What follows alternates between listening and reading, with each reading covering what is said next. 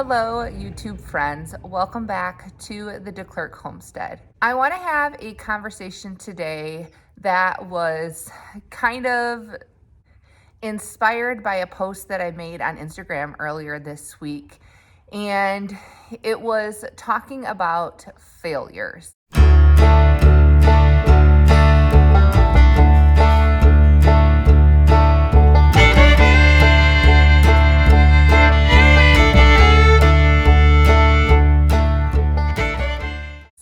Especially in the homesteading content creation world. I think a lot of people know that things like Instagram and YouTube, they are a highlight reel of what's going on. And I've never been somebody to pretend like everything's perfect or that we completely succeed the first time we do things. In fact, I have, for as many years as I've shared online, really tried to be transparent in sharing not only like the process of things, but also just the reality of this lifestyle, especially this lifestyle as somebody who didn't grow up this way, where everything's kind of new and we're learning as we go.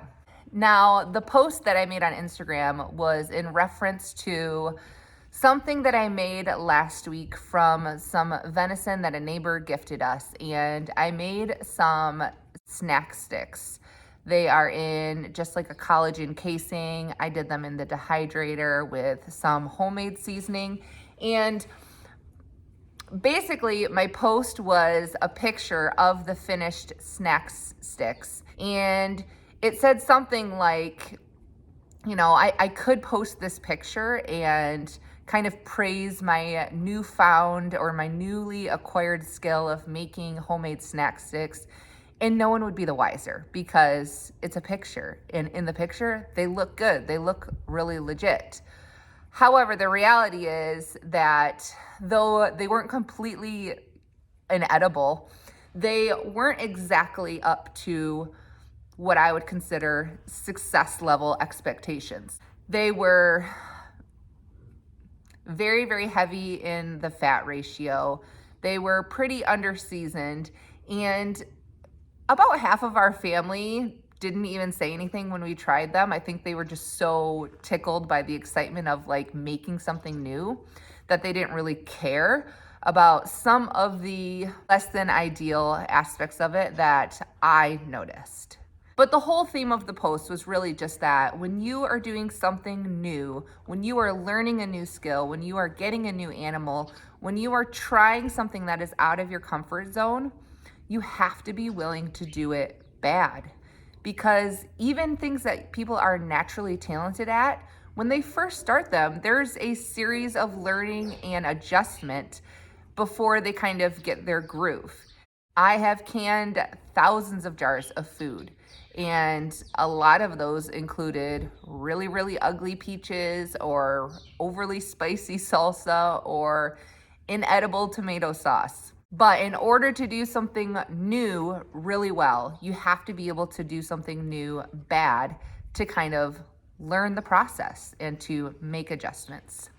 So with that kind of theme in mind, I thought I would share kind of our 6 biggest failures that we made this past year on our homestead. And again, I'm not sharing these failures looking for like pity or, you know, encouragement even necessarily. I'm really just sharing these to both kind of tell you the lessons that we learned to lessen your learning curve, but also just to show you that it's real. Crap happens and you can't avoid it, and you're not alone when it happens to you. Now, some of these lessons, they came with a big financial blow to them, and some of them were just more of an inconvenience or a disappointment. But the first failure that I want to mention we experienced this year was our spring batch of Cornish meat chickens. Now, if you followed me then, you know that we had an unbelievable loss, which When you raise Cornish, you kind of expect a certain level. 10, even 15% is unfortunately normal for that breed. However, this batch in particular this year, we had, I think it was like over 40% loss. We started with over 110 birds and 67 of them made it to processing day. Yeah, it was awful. And unfortunately, it wasn't, most of those losses didn't happen in the brooder. Most of those losses happened between the 4 and kind of 6 week mark of age. So we had already invested over half of their grow out time and a lot of feed into them. Sorry, these birds are just so loud in here. I wish I could get them out, but unfortunately, I have not found a way to do that yet.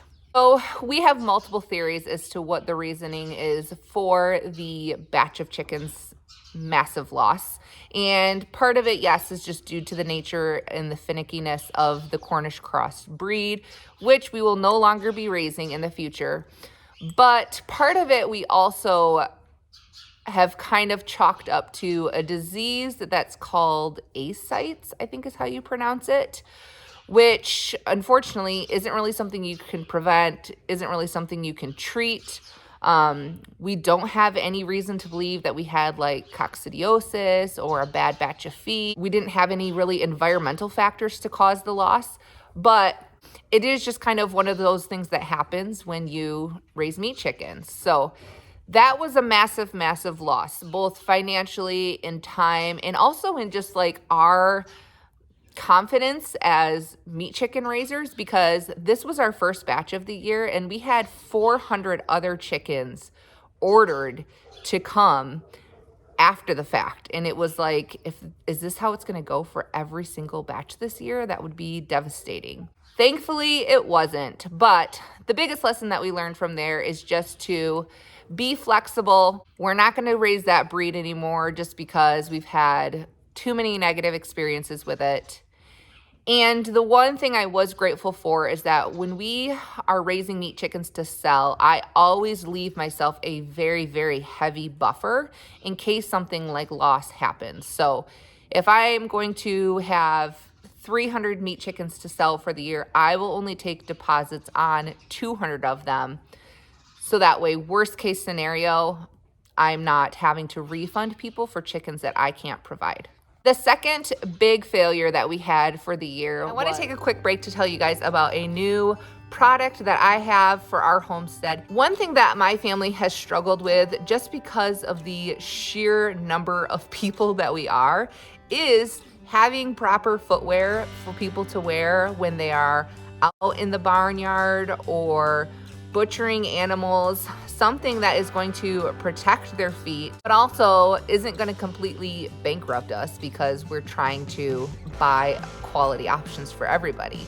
And if you have kids, you know that they grow unbelievably fast and they're extremely hard on footwear. We have spent so much money on both cheapy boots from Walmart and also, you know, your high quality muck style boots. As somebody who really doesn't prefer to wear footwear at all and would like to be barefoot all the time, I find it really, really frustrating to spend $200 on a pair of boots that I can't stand to wear because they're so rigid and just uncomfortable. I was contacted by a company called Hysea to try out some of their boots, and to be honest, I agreed kind of with low expectations because I've just tried so many options for myself and for my kids.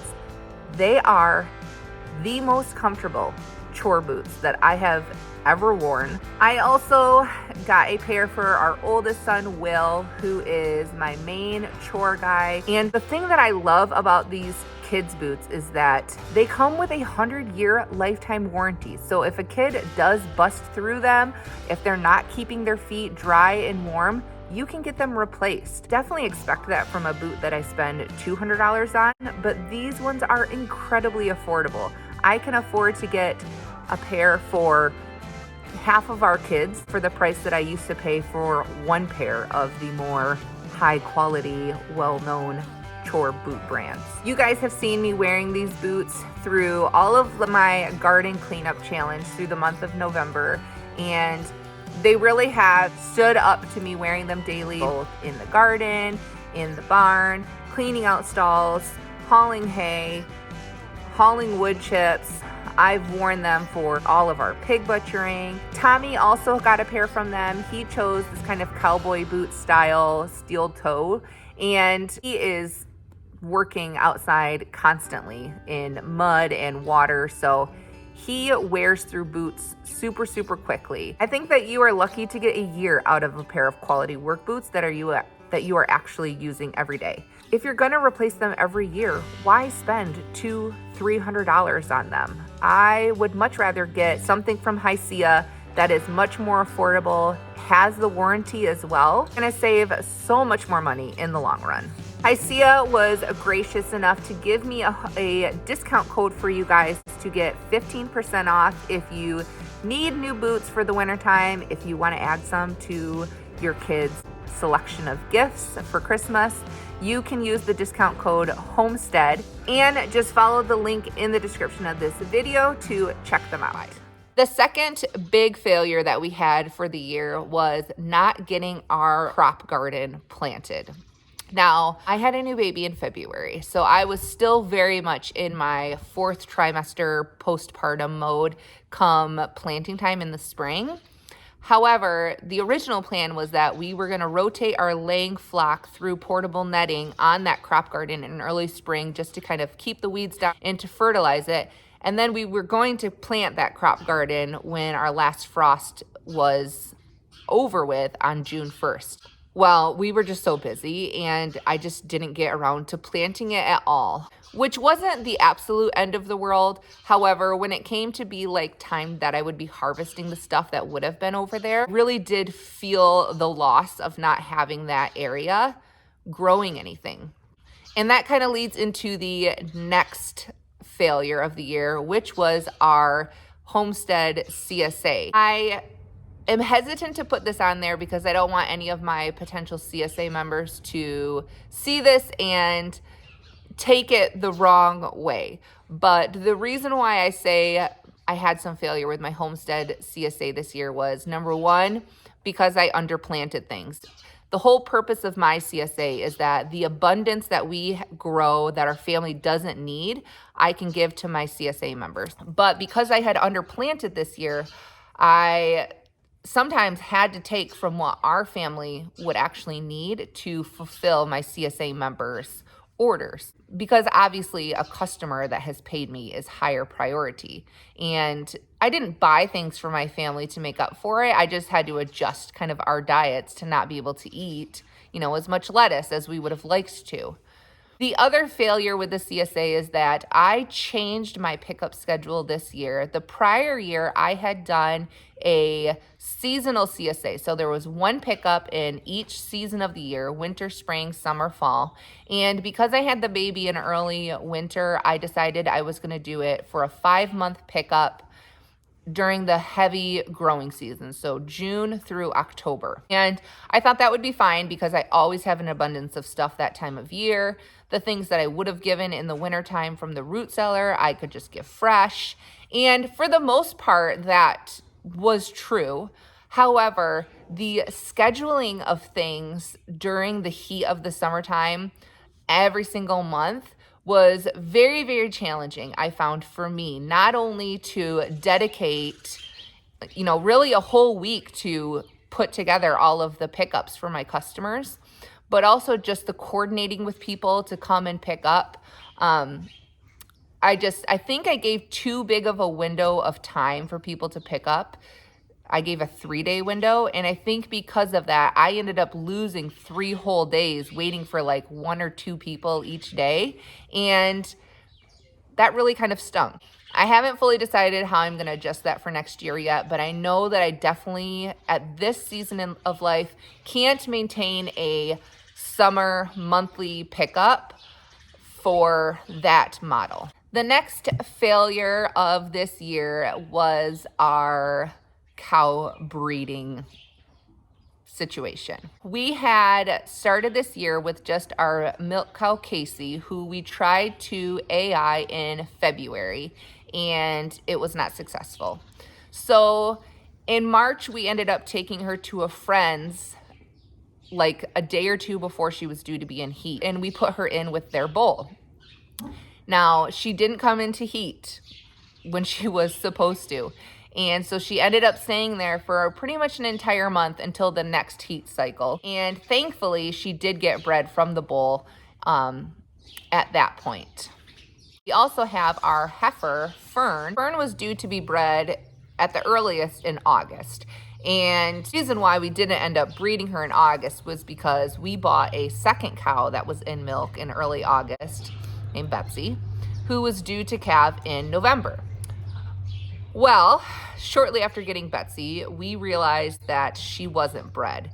And though she had been confirmed earlier on in the spring, we didn't confirm her before we bought her, which really messed up like my schedule in milking, thinking that I was going to be able to dry her off and have her be freshened in end of November, Thanksgiving time. And then I would be able to dry Casey off for her February calf. Obviously that didn't happen. So I am still milking Betsy right now while Casey is dried off. And we haven't been able to get Fern bred, partly because I wanted to stagger her with Betsy's new breeding that we were able to AI her for. But I haven't had the time to like work with Fern and tame her enough to get her in the stanchion so that she can be AI'd. So I really feel like we've dropped the ball on getting our cows AI'd. I know part of that is just the nature of nature, is that you can't 100% control your animals' breedings, even if you're artificially inseminating. But I'm not sure what we're going to do moving forward to prevent this. I don't want to keep a bull on the property. I don't want to have to go milk somewhere else by having her with another bull. I'm not sure. The last failure that we made in 2023 was we didn't get our butchering processing area set up. I had made a video way earlier on in the summertime about our big project of the year and revealed that we were going to be building this processing area, or building phase one of a processing area, kind of where our hoist is that we butcher pigs at. So we have plans to make it a full covered area, so that way when we are doing mainly chickens, but really any animals, we don't have to worry about being in the rain. We don't have to worry about packing our equipment away every time we use it. We can just leave it all there and it's protected in one spot. And we did get the majority of the materials for this project. We cleared the space. We have the plans all drawn out. However, we ended up doing a few other projects and we just ran out of time. So as of right now, the materials are sitting there. They're ready to go first thing in the spring. And once we kind of got to the end of our chicken butchering season, we realized that we weren't going to be able to get it done in time to use for this year's butchering. We just kind of decided to like shift gears and put up the greenhouse and finish the patio and some of the other projects that we knew we would actually be utilizing in the fall, even though we're really anxious to have that processing area. So sometimes, in fact, often, that's just how it goes. The same thing happened last fall when we were building our new woodshed storage area.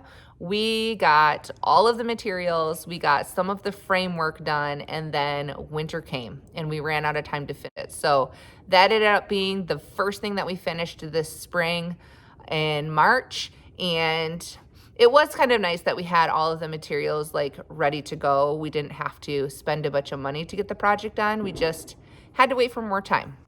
I am sure that this cat will not leave me alone now that I have started petting her. I'm sure that there are literally dozens of other failures that we had this year on our homestead, but if you're going to try a lot of things, you are going to fail a lot. One of my favorite quotes is that a good gardener has killed far more plants than a bad gardener has ever even tried planting, or something like that. And that's true. I have killed many, many plants. However, I've also had incredible success in my garden. Use it as opportunities to learn. I am planning on making a video a little bit later this month talking about some of our biggest accomplishments or exciting wins on the homestead this year. But I hope with this video that you are encouraged that if you also experienced failures, you are not alone. And just remember, there's always an opportunity to learn from each failure if you choose to do so. Thank you so much, you guys, for hanging out with me. I'm gonna go back inside and refill my coffee. Talk to you guys soon.